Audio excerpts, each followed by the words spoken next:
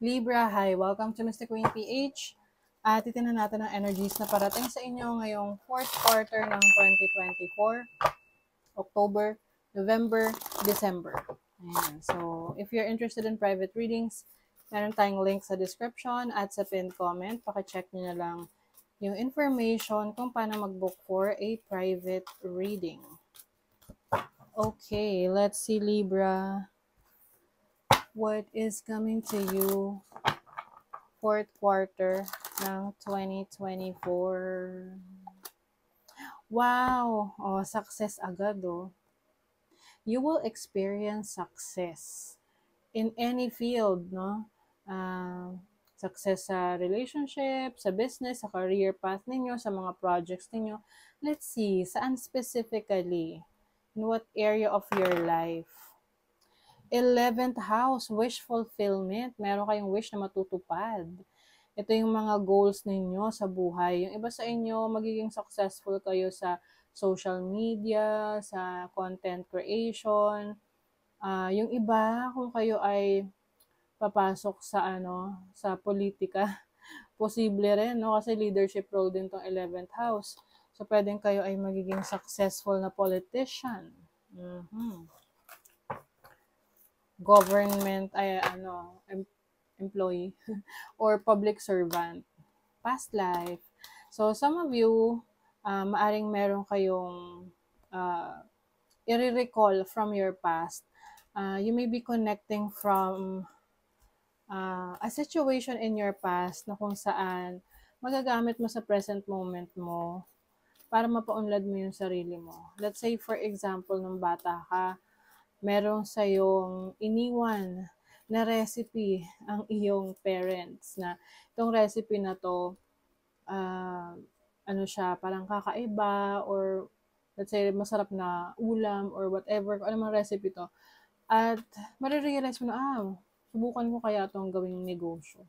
'Di ba? Yung recipe na yun. Tapos, yun yung maaring magpaunlad sa buhay mo. So, sample lang naman yun. Example lang. So, that can be any energy from the past. Yung iba naman magkakaroon ng past life regression, mag-a-avail kayo ng service sa mga psychic na gumagawa niyan, just to see ano yung buhay mo in the past, ganyan. Heart healing, you're healing from a heartbreak. So, yung iba sa inyo na nagkaroon ng experience, challenging experience sa relationship, can be romantic, alam nyo, kahit friendship, no? Lalo na kung sobrang naging close kayo ng friend mo na yan, tapos biglang nagka-problema kayo at hindi na kayo nag-uusap. Ang sakit rin yan eh. Ganyang klaseng heartbreak din yun. Or even sa family. So, you're healing from that. You're moving on. You're moving forward. You have the Champion of Cups. So, water sign energy. It's about your emotion. I think mas magiging manageable sa'yo. Or i-manage mo na maayos yung emotions mo. Mas magiging sensitive ka sa nararamdaman mo. Magkakaroon ka ng awareness of your emotion. Kasi minsan, no, meron tayong emosyon na hindi natin pinapansin. Kasi, parang feeling mo, it's a sign of weakness. Na, malungkot ka, pero hindi mo inilalabas, hindi ka umiiyak, ganyan. Sinasarili mo lang. And eventually, nagpo-pile up yon. Tapos, pwedeng mag-manifest yun sa health mo, na maapektuhan na pala in a negative way yung health mo. So, you know what? Crying is a very powerful way to heal yourself. Yan yung defense mechanism rin ng ating katawan para mag-release yung pagka-cry, pag-iyak. So, it's okay to cry. Diba? Kahit kung hindi niyo feel na merong makausap ng ibang tao at mag-share ng feelings ninyo, then, talk to yourself. Umiyak ka, iyak mo.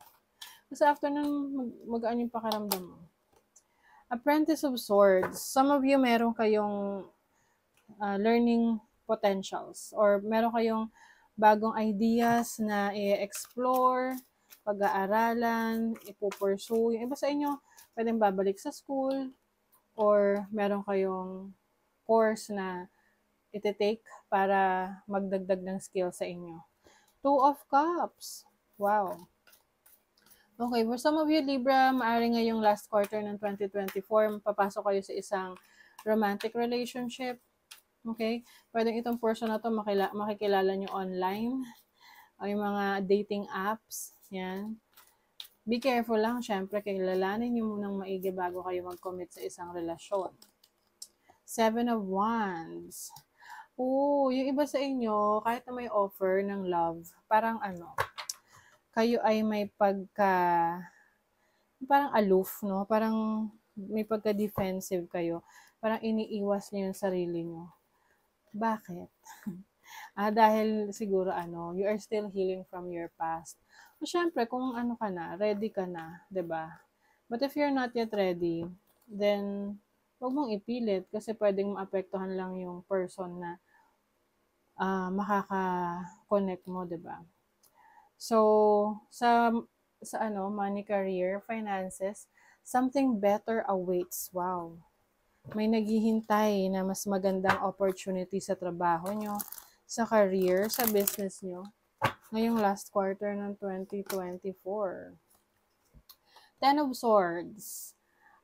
If naka-experience kayo ng challenging situation sa trabaho, parang feeling mo, pagod ka na, ayaw mo na dyan. So, you might be ending a contract or ending a career, a business, and start something new. Kasi meron talagang mas magandang opportunity na naghihintay sa inyo last quarter ng 2024. Can be a new career, a new opportunity for you. Kasi yung iba sa inyo pagod na sa work. Or parang feeling nyo hindi na kayo masaya sa trabaho na yan. May abundance. So, sa relationship, your needs are all met. So, maaring you are dealing with someone na good provider. Or ikaw mismo yung good provider sa family mo. You are being blessed. Pwedeng yung iba sa inyo makakatanggap ng kaperahan galing sa inyong partner.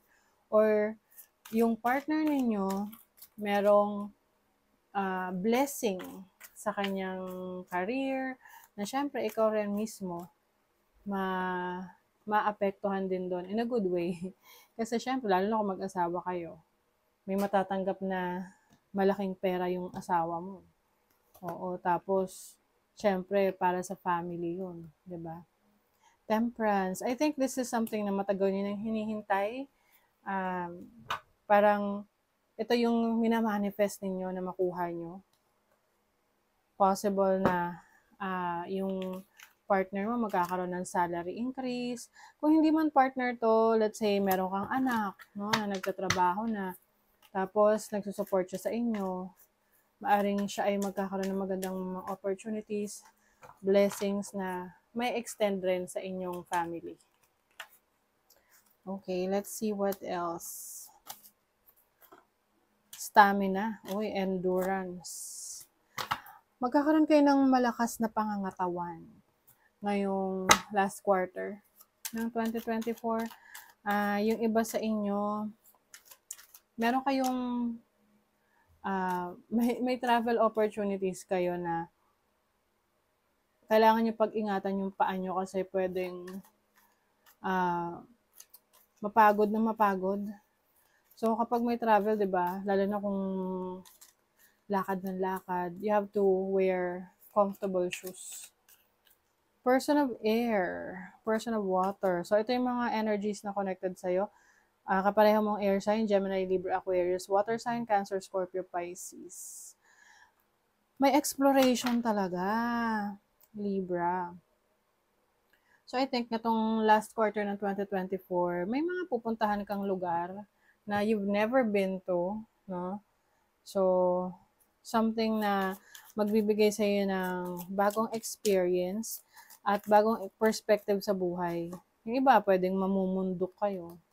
Be bold and confident. Use all of your resources to create your dreams. Yes. Meron kang resources. Nasa sayo na yan. No? Nasa sayo na yung resources mo na yan. para magamit mo yung mga tools na yan para mapaunlad mo yung buhay mo.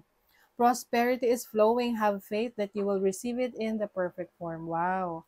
So, prosperity is flowing para sa inyo, Libra. Kailangan lang maniwala ka dyan. Magtiwala ka sa kakayanan mo. Oh, the how is in the now. What has your intuition been trying to tell you? Diba tatanungin nyo, paano ako magiging successful? So sabi, the how is in the now. Ngayon na, kumilos ka na ngayon na para sa mga pangarap mo. Okay, so that is your reading, Libra. Thank you so much. Bye.